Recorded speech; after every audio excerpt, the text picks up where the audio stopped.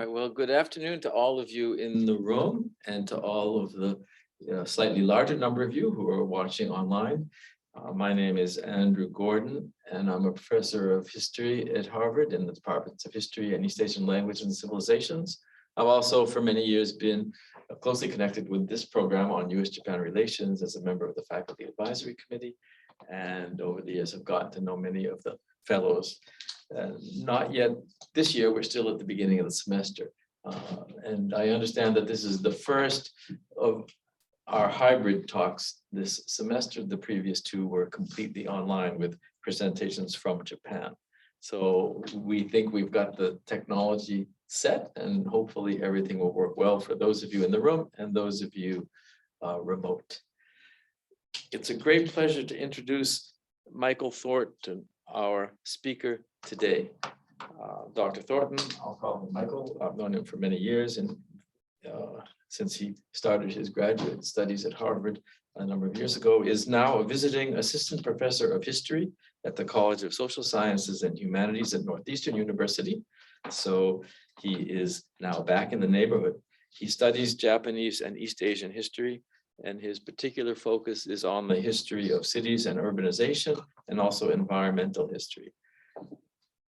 Michael has, I guess, for much of your adult life, been shuttling between the Harvard of Connecticut and the Yale of Massachusetts, because he was an undergraduate at Yale and did his PhD at Harvard and has been a postdoctoral fellow for several years at Yale, and is now back in the area at Northeastern. So welcome back, Michael.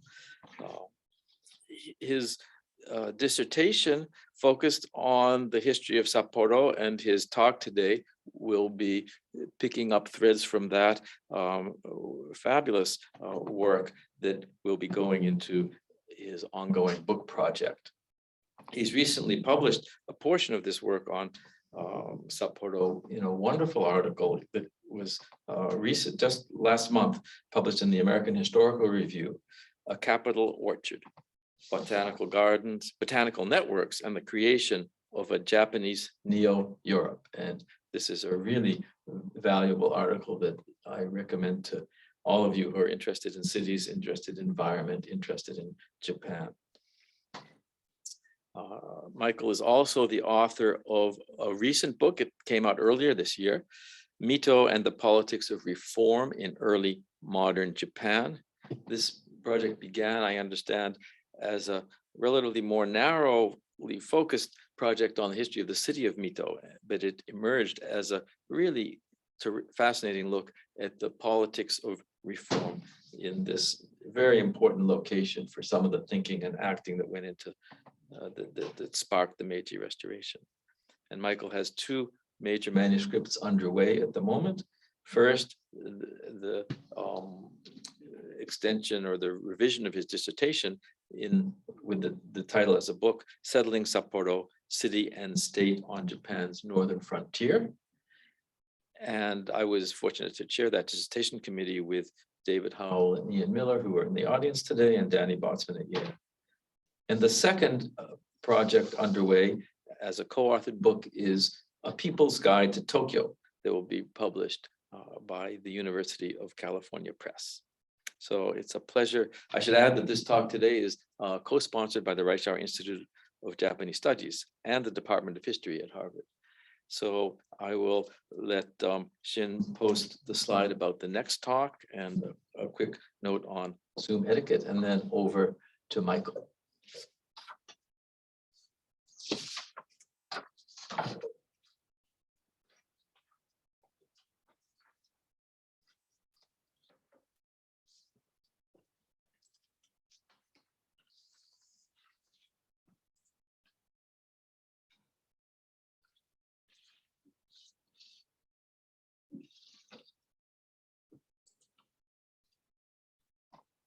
Is everything appearing the way it is meant to appear?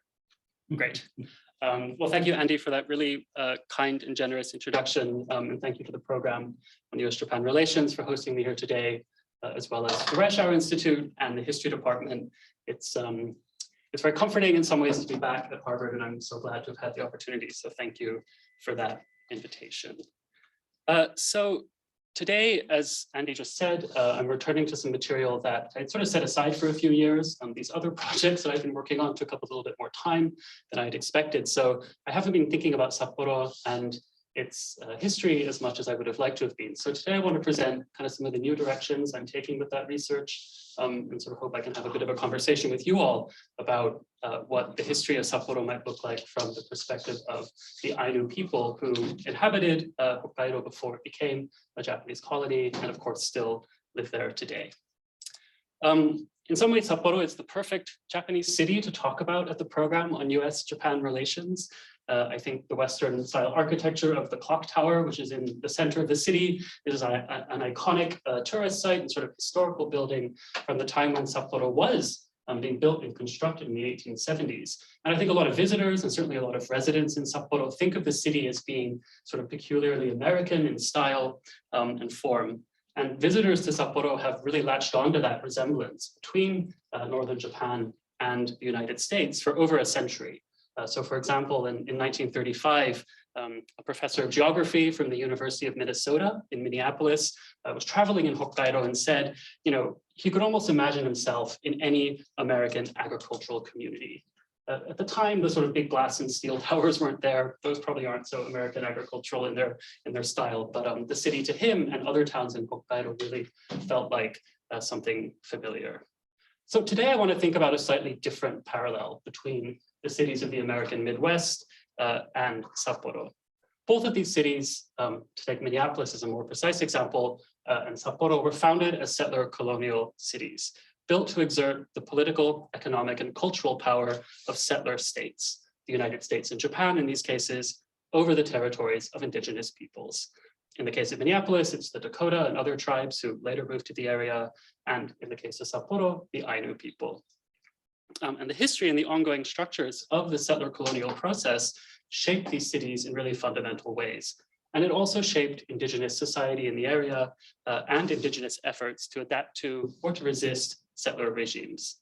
So Minneapolis, like other cities across the North American West, has therefore been an important site for thinking about the relationship between settler and indigenous urban history. So what exactly do I mean when I talk about a settler-colonial city? David Hugel is an urban theorist and an urban historian who actually works on Minneapolis as his primary site for thinking through some of these questions. And he summarizes the current scholarly framework of settler-colonial urbanism as follows. He describes these urban centers as pivotal to the project of racialized geographic engineering that settler colonization entails. They are both sites of dispossession themselves and also key hubs for the organization, financing, and outfitting of broader regional transformations. Hugel outlines sort of three particular ways in which settler colonial cities are distinct from other kinds of colonial cities or other kinds of colonial urbanism.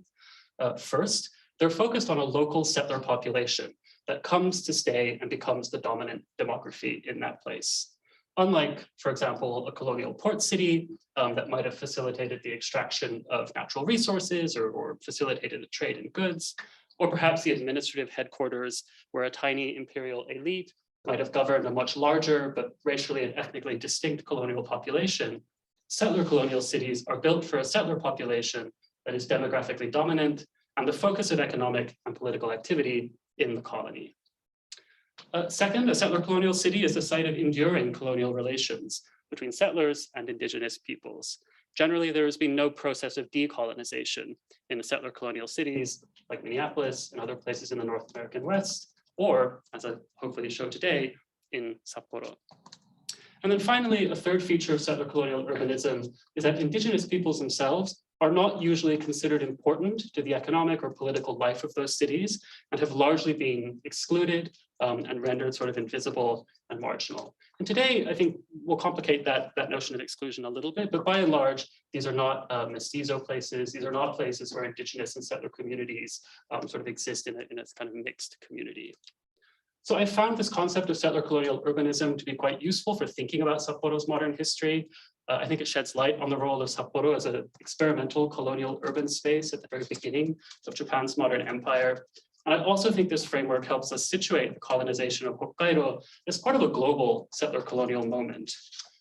After all, the cities of Minneapolis, which I've mentioned a couple of times, and Sapporo, are founded only 2 years apart. Minneapolis in 1867, and Sapporo in 1869.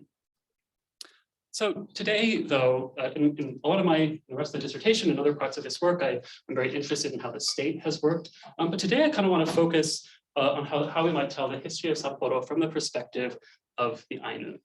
Now, the anthropologist Mark Watson, whose book you can see here, has pointed out in his study of the Ainu population of the Tokyo area that usually the Ainu are associated with sort of a pre-urban, pre-industrial, rural landscape, kind of a pre-colonial social space. And to the extent that Ainu moved into cities and towns, this has largely been seen as sort of a sign of their loss of culture, maybe the sad but inevitable result of Japanese assimilation policies.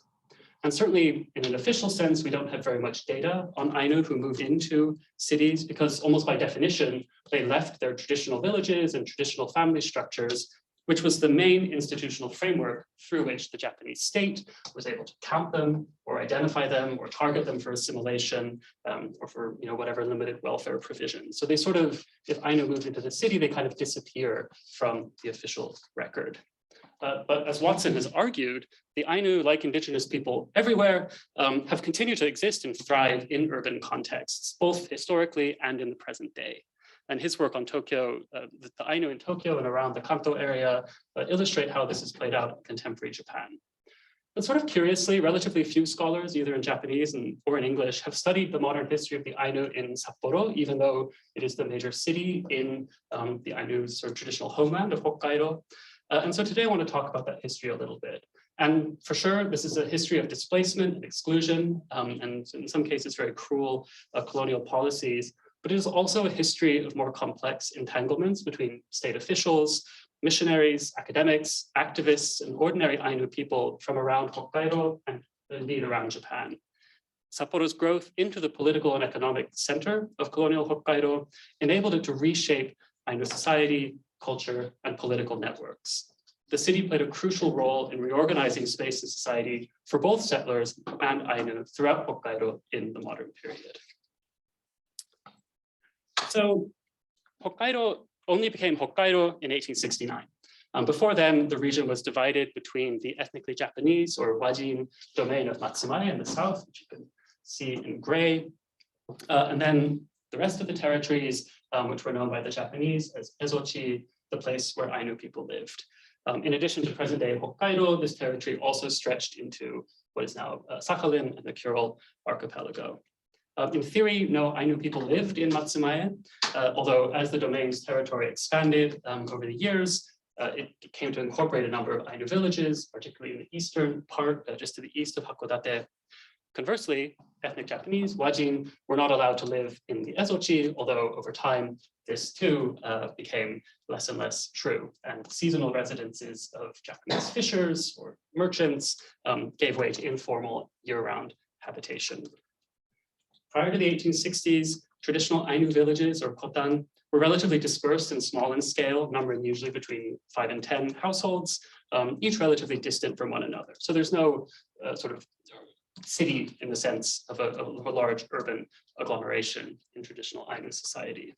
These settlements were normally along river valleys, but by the 19th century, many Ainu, particularly in southern and western areas of Ezochi, had been forced to live in villages by the coastal fisheries, and these were often much larger, with dozens of households, and they were usually quite clearly segregated from the homes of Wajin fishers and merchants. So you can see the Ishikari River on this map, and the lower Ishikari Valley, which is the site of today's Sapporo, was a major salmon fishing area for the Ainu, and hundreds, if not thousands of them would travel there every summer and early fall to fish and trade. But from as early as the 17th century, Wajin merchants from Matsumae and elsewhere in Japan began to travel here to trade with the Ainu. And over time, a series of 13 trading posts develop along the river and its tributaries, including Upper and Lower Sapporo, which were named after their location on one of these tributary rivers. The name probably comes from an Ainu term, Sapporopet, which means something like wide dry river, which probably refers to the large floodplain that the river enters as it comes out of the sort of relatively steep and narrow mountain valleys.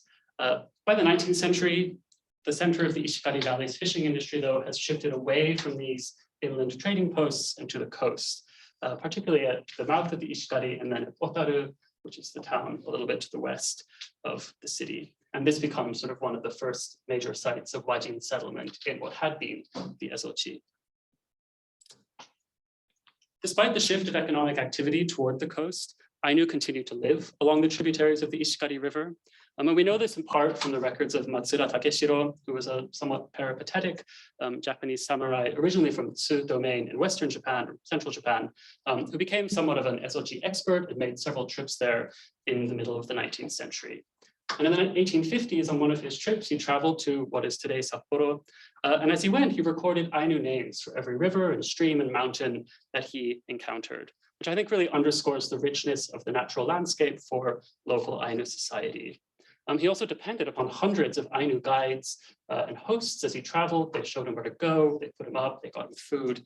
And on his maps, he actually records the names of all of these people who helped him gather this information. Of course, later on, the names and places that he records on his maps and in his journals become the basis of later naming choices by the Japanese state. So a lot of the place names in Sapporo and around have Ainu roots and help define it as a space that used to be, or maybe still is, built on an Ainu landscape. By the time he was traveling in this area, though, in the 1850s, he encountered only a few Ainu residences. And in his mind, it was the cruelty of Japanese merchants that had forced many Ainu to flee, either retreating inland or forced to work in the coastal fisheries. We also know that disease was a major factor, sort of brought in part by Japanese fishermen and other people. In 1818 and 1819, for instance, a measles outbreak killed nearly 800 Ainu people in the area. And between 1809 and 1855, the Ainu population of the lower Ishikari Valley fell from probably around 3,000 people to just 670. So even in this earlier period, before kind of the formal settler colonial regime of the late 19th century, informal colonization was devastating and dramatically altering Ainu residence patterns in the Sapporo area and really reducing the presence of Ainu people in the area that would become Sapporo. In 1855, the Tokugawa shogunate formally sort of takes control of Ezochi. And then in 1869, the Meiji government does it again and renames the place Hokkaido and declares it part of the Japanese nation state and empire. After this point, instead of having formally delineated divisions between ethnically Japanese territories and Ainu territories, the whole of Hokkaido is open to Wajin settlement, and the Ainu are declared subjects of the emperor. Hokkaido's land is seized and eventually sold off or distributed to settlers from mainland Japan, who begin to arrive in the region in increasing in large numbers. To coordinate this process and to sort of establish new industries of colonial extraction, as well as an administrative regime, the government establishes the Hokkaido Colonial Agency, which founds Sapporo as its headquarters in 1869. And this new logic of more intensely state-driven settler colonialism once again transforms the Ainu presence in and around the Sapporo area. Many of the sort of former Ainu place names are replaced by names that are a little easier for speakers of Japanese to pronounce, although in some cases the names are replaced altogether. So the river that used to be the Sapporo River is now the Toyohira, for example. In other cases, the actual natural landscape is altered by people building the new city. So streams are filled in or rerouted, canals are built to kind of redirect the water. And I think you can get a clear sense of this from this map, which is, plans for the city. This is not necessarily what the city had already been built out as, but you can see beneath it the kind of more organic or natural looking water courses that eventually disappear and are subsumed under this very rigid grid of the colonial city. There are also a number of assimilation policies that the settler colonial government puts into place. For example, various traditional practices are banned, perhaps the most prominent being the end of salmon fishing on all the rivers in the local around Sapporo. Efforts to reform housing construction through a series of new laws also makes it very difficult for the Ainu to continue building their traditional homes. The Japanese state adopts official policies to encourage the Ainu to farm, which includes the seizure of what had been called common Ainu property, and then redistribution of that to individual Ainu families for farming. Perhaps unsurprisingly, that redistribution often takes place in less desirable areas, sort of far from the fertile lands of the lower Ishikari. There are also a number of relocations of Ainu out of places that become towns and cities in colonial Hokkaido. So Ogawa Masahito is a historian of the Ainu and has sort of gathered a lot of information about various relocation efforts in Hokkaido in the last part of the 19th century. I've just pulled a few of the examples that related to urban areas. So all of these places are towns or today cities in Hokkaido.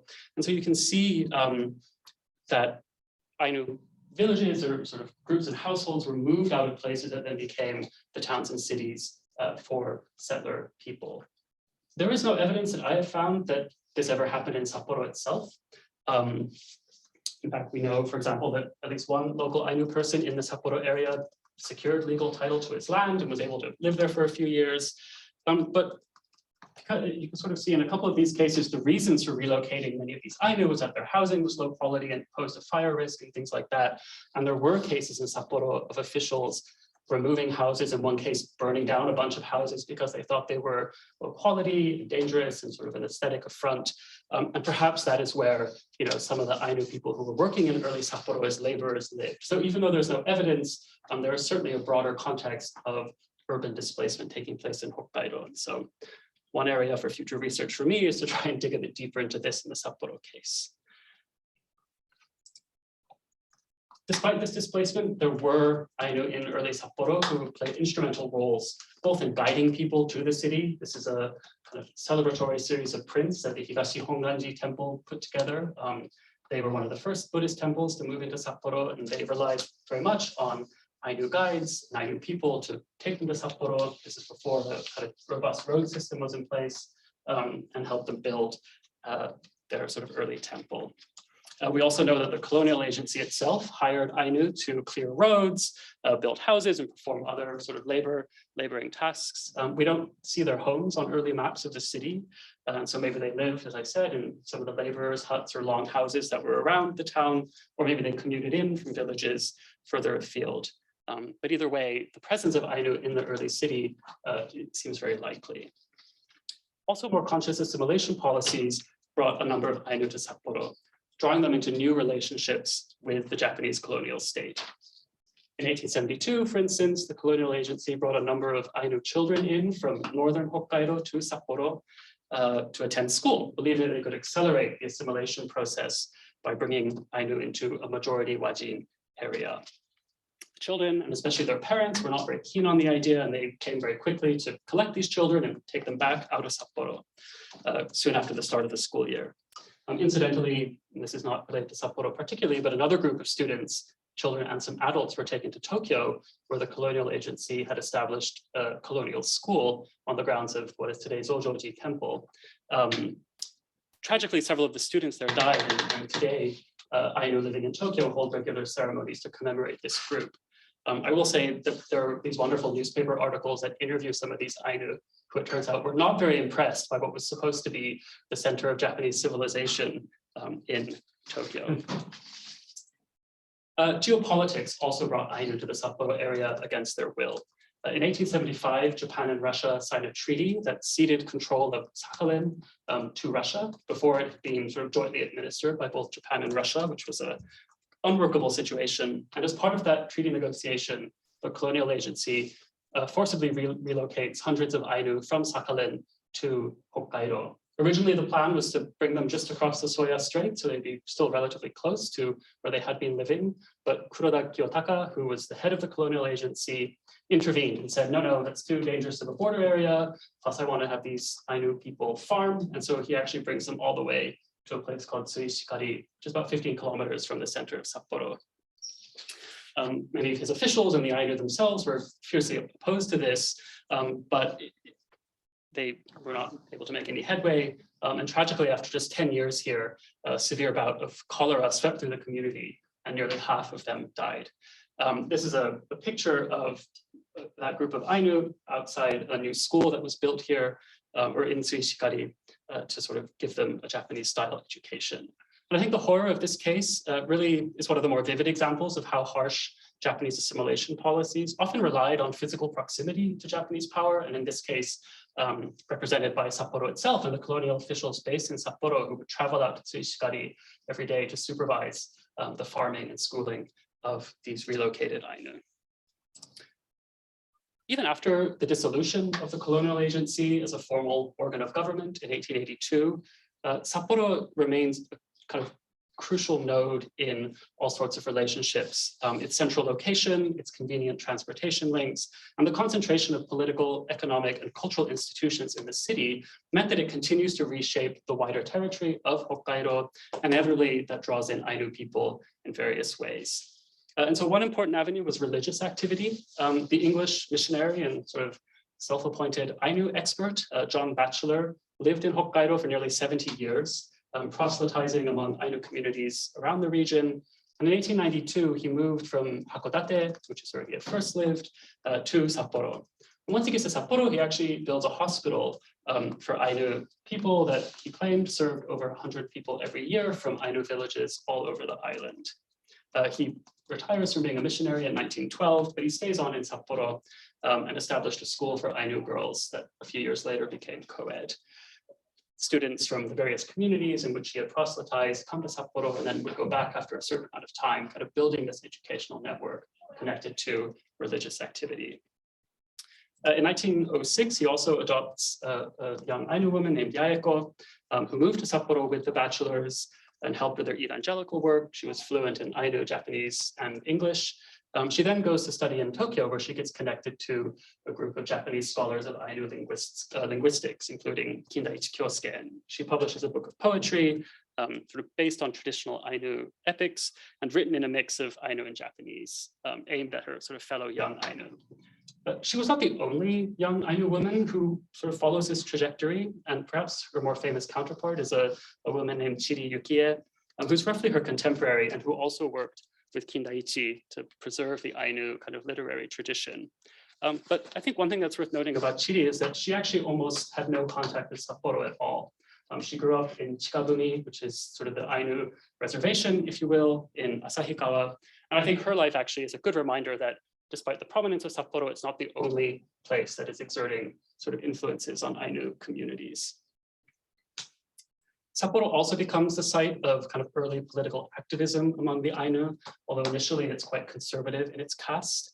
There's an Ainu man named Takekuma Tokusaburo who uses a Sapporo-based publishing house to publish the story of the Ainu in 1918, which is celebrated as the first book written by an Ainu person. He was a strong advocate for assimilation and really believed that kind of integrated education could help Ainu improve their lot. And John Batchelor, of course, wrote an enthusiastic foreword to his book.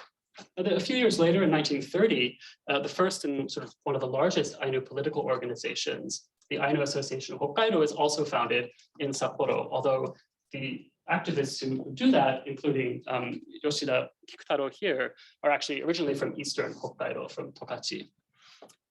Their aims included the end of discrimination, the preservation of Ainu dignity and rights, and also the speedy improvement of education, health, and living conditions in Ainu communities.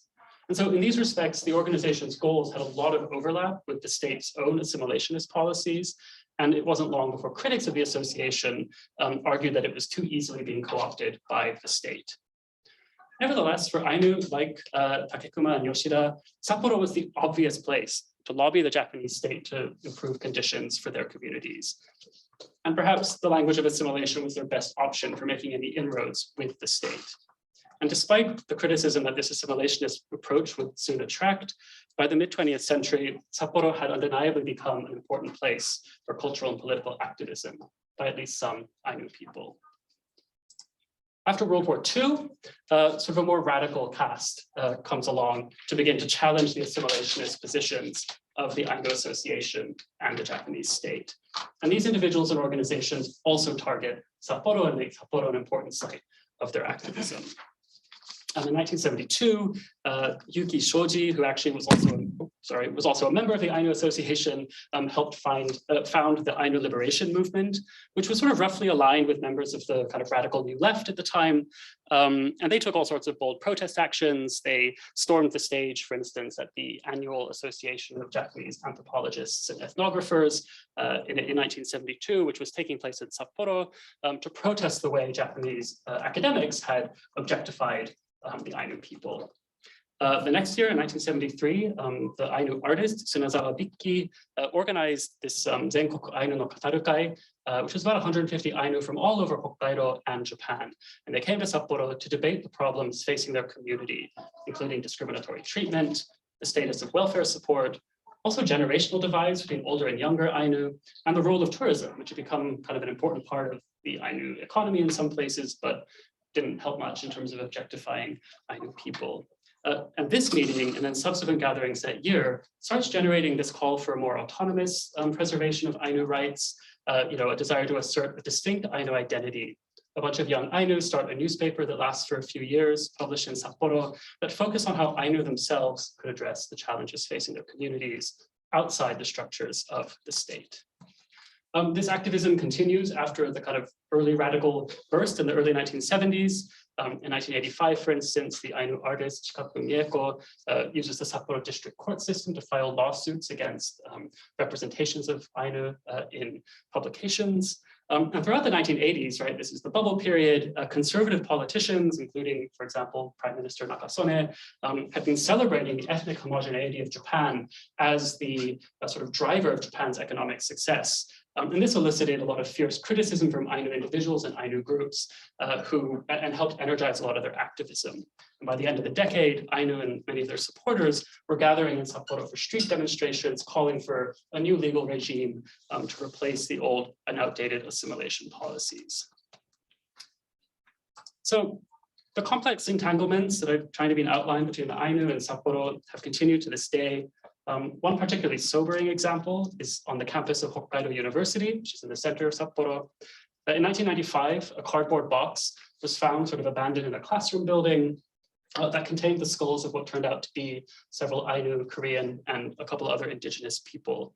And this sort of highlighted the role that the university and its academics had played in objectifying the Ainu and treating them as little more than sort of subjects of academic study. And over time, it turns out many, many more remains were found. And today there's an ossuary in the center of campus, which houses the remains of thousands of Ainu who have been robbed from graves all across Hokkaido and other places, and has really helped turn the university into a kind of focal point for Ainu activism today. When I was doing my dissertation research at Hokudai, my advisor, who's a historian of the Ainu, I remember going to his office once and he would turn off all the lights and pretend not to be there because it was the one day a month that the kind of Ainu activists would come to campus and sort of march around and, try and, perhaps reasonably, accuse people of their complicity in these sorts of structures. All right. So, there are also less kind of tragic examples, perhaps, of how Ainu efforts still reverberate in the city and are trying to turn Sapporo into a new site of forging cultural identity and also intercultural empathy, and also at the kind of educational institutions in the city. The Ainu anthropologist Mizawa Kanako, for instance, has recently been writing about student groups that have formed at places like Sapporo University, which are really focusing on creating new forms of urban Ainu identity by bringing together Ainu youths who are studying at places like Sapporo University, and also non-Ainu students who are interested in Ainu culture. And they do a mix of learning the Ainu language and traditional cultural practices, but also seeking to identify what it means to be Ainu today in the 21st century in an urban context. And in this sense, they're a little bit different than kind of the majority of Ainu-related cultural activism that is sort of promoted by officials by the city of Sapporo, which tends to focus on kind of preserving traditional and older cultural practices. The members of these student clubs sort of really argue that identifying as Ainu today means recognizing that many of them are mixed heritage, they're mixed cultural, they might not be native Ainu speakers, and they live in places like Sapporo. Okay, so to wrap up, I want to suggest that Sapporo's Ainu history should be seen as a necessary and ongoing part of Sapporo's modern history. I also want to suggest that Ainu history really underscores the importance of understanding the city's history, not just as a local one, kind of confined by the city's borders, but also as a history of how cities and the people and institutions within them have broad transformative effects across wider regions. The city's rise to prominence as the center of colonial power transformed Ainu society across Hokkaido and beyond, creating new geographies of social and political power and organization.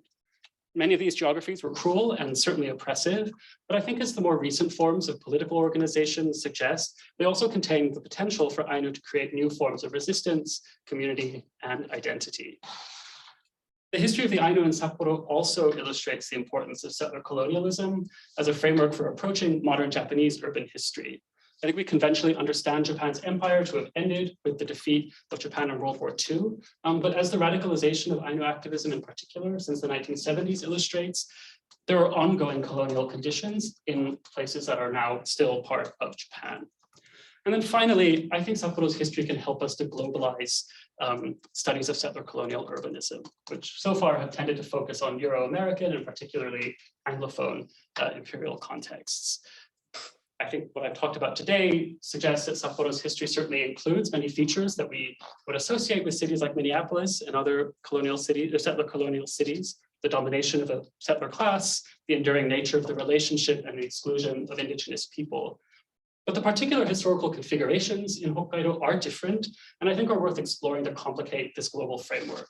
One of those is that, Ainu society has only ever existed in kind of a long and complicated relationship with the ethnic Japanese to their south for hundreds and hundreds of years. Another difference is that Sapporo had a much higher concentration of central state power than almost any other, than any kind of Midwestern American city. And that kind of made the city more inescapable, perhaps, for better and for worse, to Ainu society and politics. And then finally, and this one I feel least confident about, I have to be honest, the Ainu, unlike many Native American tribes, for instance, were never relocated en masse to territories far from their homelands.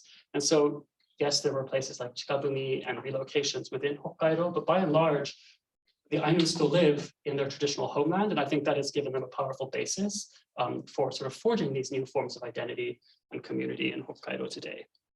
So that is all I have to say. Thank you for your time, and again, for the invitation. I look forward to your questions and discussion.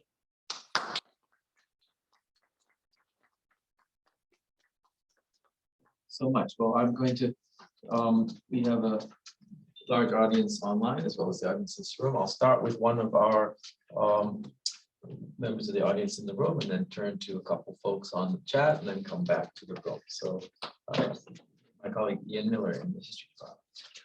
Hi, my name's Ian Miller. I teach modern Japanese history here, and I'm lucky enough to know the speaker today quite well.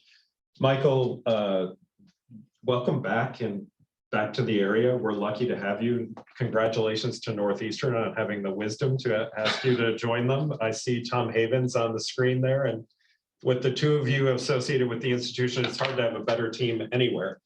Also, congratulations on the HR piece. For those who haven't read it, it is a marvelous essay and well worth reading, whatever your specialization might be.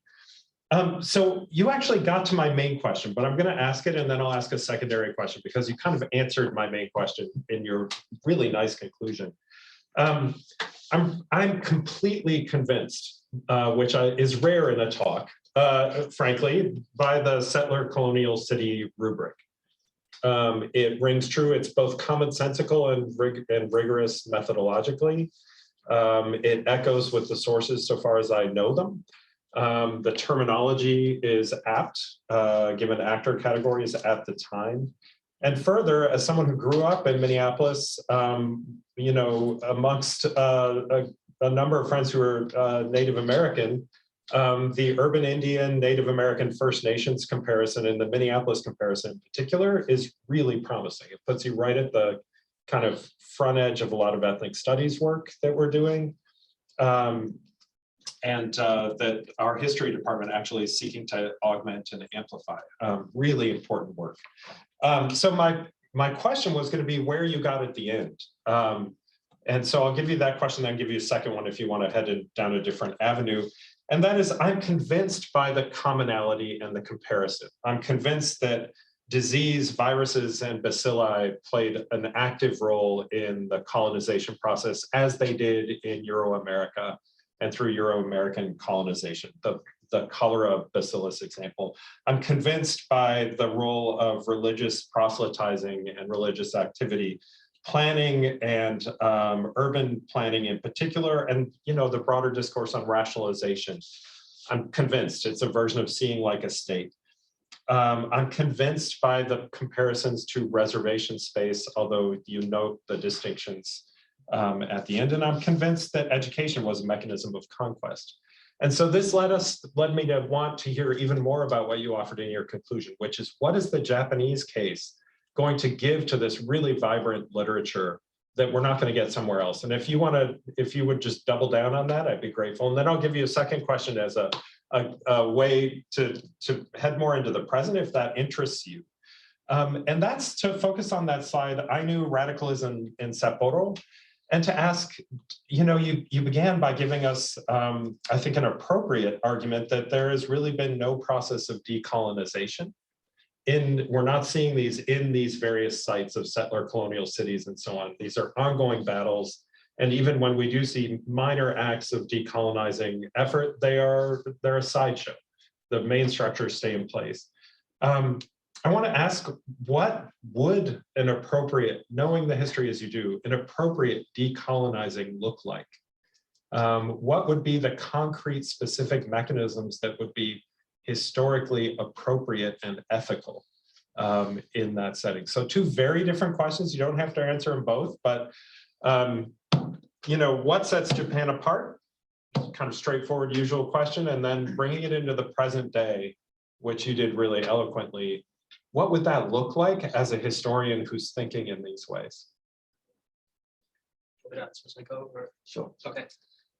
Thank you, Ian. Those are both great questions, and ones that the first one is certainly one that I think about a lot and I'm trying to work through. The second one about what would an appropriate decolonization look like? To be frank, I'm not sure that I'm ethically situated to answer that question. I think that is a question that actually a lot of these groups that are forming today are talking about, right? Like, what does it mean to decolonize in a situation where almost everyone who identifies as Ainu is the product of a mix of Ainu and ethnically Japanese heritage and things like that. So, and I'm not those people, right? And I have none of that heritage. So I don't want to give kind of a glib answer to that. I do think that at the very least, helping understand kind of Sapporo's history in like a global framework of indigenous studies, of just colonial studies more generally. I mean, treating Hokkaido as a colonial space in the modern period could go a long way.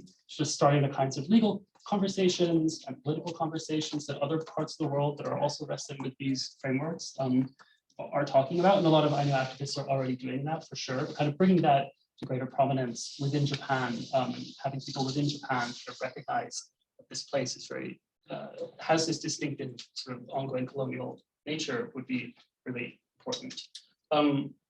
To what makes Japan different or unique in the context of settler colonialism, I have gone back and forth basically since writing the dissertation about whether I actually like the framing, because I don't want to force the evidence in Japan into this framework, but I do think it is so compelling because there are these connections. I guess what I think is different is one of the things I mentioned, which is that Ainu society has emerged from its encounters with mainland Japanese society over 800 years, and like trying to really, I feel like I'm taking words out of David's mouth, but trying to think about the history from the perspective of before the American influence shows up, I think is really, really important. And I think it does actually shape the way, for example, assimilation policies play out. And I know that David has talked about this, so it feels a bit weird to kind of reiterate. But thinking about how Sapporo is not an American city, right? It's founded and created by people well before Japan starts hiring Oyatoi Gaikokuji from America to tell them how to do Western colonization. And so thinking about how those two threads connect, I think, is really important. So that history is really valuable. I'd be happy to talk a bit more about it, but I kind of want to gather some more questions and keep writing about it first. So thank you. Thank you. All right, let me, I think in the interest of time, I'll ventriloquize for those on the online audience. I'm Nicholas Fraser, who's part of the program in U.S. Japan Relations, I believe, this year, and a Japan Foundation postdoctoral fellow. Writes that as a Canadian who does research on Japanese politics, I'm wondering if you could talk about how aware contemporary Japanese are of this aspect of Japanese history. And he then mentions the intense pressure recently due to the political fallout in Canada over assimilation policies, especially the schools, the residential schools, has led to a rethinking of how to approach Canadian history in thinking about First Nation peoples and their roles in Canada. And your talk, now me talking, your talk did give us some of that in the latter part. But I think the question is still one that you could speak to a bit. How today is this history received in Japan? I mean, you talked about the activism in Sapporo, focused on Sapporo. What's your sense of how this ripples out beyond Sapporo? I think that there has been a lot of interest and kind of enthusiasm for kind of elevating awareness of Ainu culture and sort of putting a lot of money into reinventing the various museums that celebrate Ainu culture. In Hokkaido, for instance, at the level of the national state, the Japanese state has changed the law around, the 1899 assimilationist laws are no longer in effect, and they have the new kind of Ainu policy law, which goes some way to kind of rethinking this. But Japan has been slow to recognize some of the more radical calls, I think, for treating the Ainu as indigenous peoples and things like that. In terms of popular awareness, I think that plays out in Sapporo, at least, kind of a celebration of Ainu heritage and Ainu culture as part of the city's identity, even by people who are not themselves Ainu. But I would say relatively low awareness, certainly of the more radical strain of politics that has kind of tried to push back against this, I guess, multicultural celebration approach. But I think it really varies. I think that people are starting to understand, I mean, even people we might consider relatively radical, or people pushing for, Ainu people that is, pushing for greater political awareness, they're also not going back to the politics of the early 1970s, which I think is a trend we see in Japanese sort of left politics generally, right? There is not yet a return to kind of that level of radicalism and that kind of ideological framing. So I don't see that having come to the fore very much, but we have a political scientist here, so maybe they can speak a bit better to some of those more contemporary aspects. But that's a great question. So thank you. Let me ask one more from the online audience, an earlier chat posting from Joseph Gerson, asking for comparison between the Japanese brutal consolidation of control over Okinawa and the consolidation of control over Hokkaido, and asking you to comment on the Meiji political ideology and dynamics that fueled these two conquest or colonization projects. Do you see them together? I don't think of Okinawa as a settler colony at all, because ethnically Okinawans are still the majority of people in Okinawa. They've never been displaced in the way that Ainu were. The Ainu became very quickly 1% of the total population of Hokkaido by the sort of end of the 19th century, whereas Okinawa to this day, most people, the majority of people, do not identify as ethnically Japanese. So in some ways, the dynamics are very, very different. It was also an independent kingdom that had a very strong state structure that was invaded and conquered, but it took 30 years of kind of diplomacy and war and sort of backroom politics and things like that to actually do that, where that was not the case in Hokkaido. So in that sense, they're very different, but certainly I think this early annexation of the peripheries of Japan by the Meiji state to kind of secure those borders, to sort of foreclose the possibility that Western powers might colonize those places, is part of the same dynamic, right? They're only 10 years apart. They're certainly driven by the same concerns. But when you look at the actual politics of how it happens, one of the first things that the imperial government says after it comes to power in 1868, one of their top 3 priorities is the colonization of Hokkaido, whereas they're not thinking about Okinawa at that point.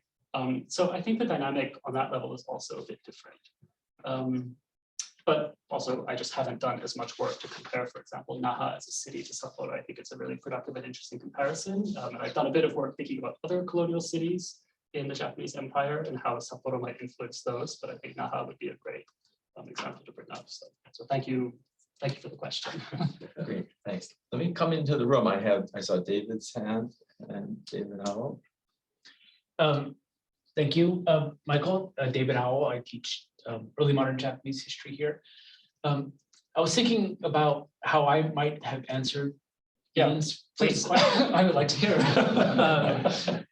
So, and the one thing that came to my mind is something you touched on very briefly. It's kind of the official invisibility of the Ainu in the population registration laws of the Meiji period. There was no official category of Ainu, and so Ainu existed only where the Japanese state decided to look for them, which is mostly not in places like Sapporo. And then that continues, right? So that throughout modern history, there are surely people who themselves identify as Ainu, who their neighbors might identify as Ainu, but in official records don't appear as Ainu.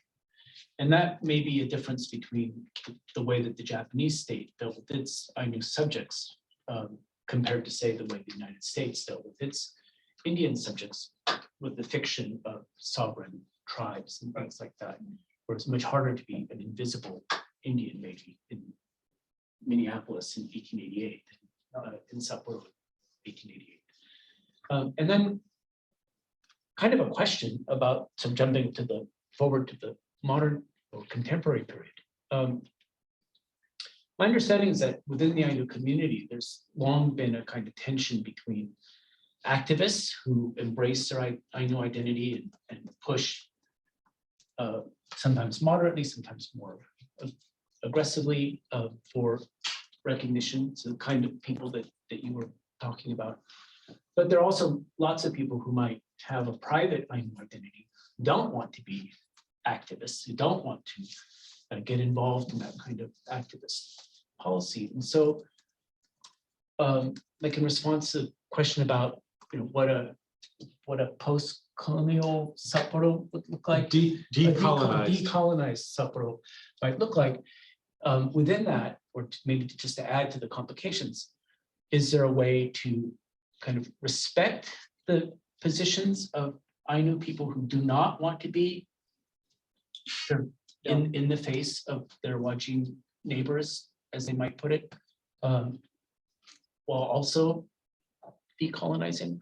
Because those people, in other words, the loudest activists, right, represent probably only a relatively small number of people who actually identify as Ainu. And yet somehow they've taken the ability to speak for the Ainu people, maybe in ways that many Ainu do not necessarily approve of.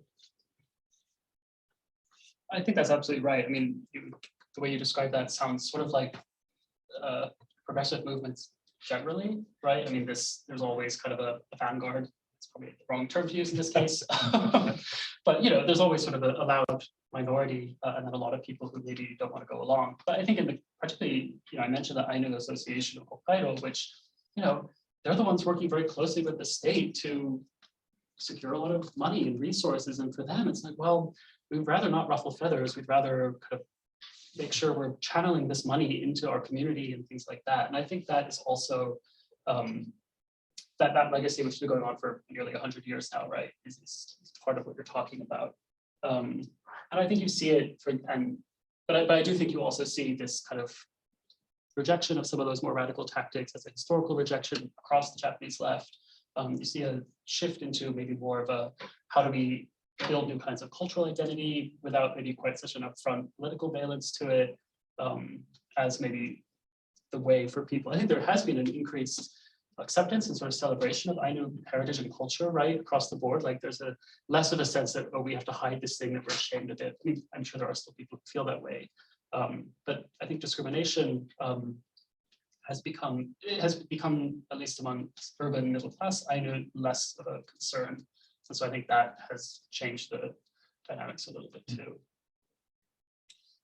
Great, thank you. I see Christina Davis, the program director, has a question. Thanks so much for sharing this fascinating research with us.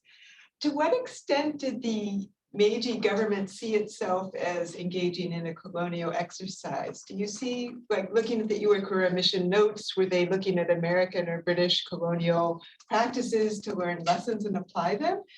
And are you surprised that the current land ministry describes the office as the Development Commission? not the colonial Right. office. When did they switch the word from colonial to development? This is a historic description, back Yes. to 1869. Yeah. Well, I mean, I might argue that that's a very intentional sleight of hand with the terminology.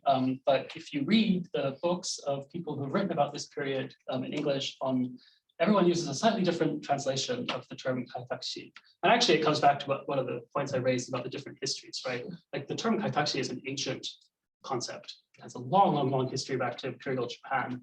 And kaitaku as a exercise of reclaiming land and making it suitable for agricultural settlement goes back to the conquest of the Emishi and beyond. And so it's part of this whole package of the Meiji government in its early years, sort of harkening back to these like classical traditions. But as we all know, a lot of those, the actual institutional frameworks are very much modeled very quickly on Western things. And they hire Forrest Keprin, who was a leading figure in the Indian Wars. He was the Commissioner of Agriculture in the United States. He comes in, he always refers to the Kaitakshi as the colonization agency or the colonial agency in his correspondence with the Japanese officials, in Western-oriented correspondence. He's recommending all these legal frameworks from the United States. So semantics, the kind of precise translation question aside, like that is the framework that people are thinking about here. Layered onto this older question of, we've been trying to colonize or think about reclaiming this region for a long, long, long time.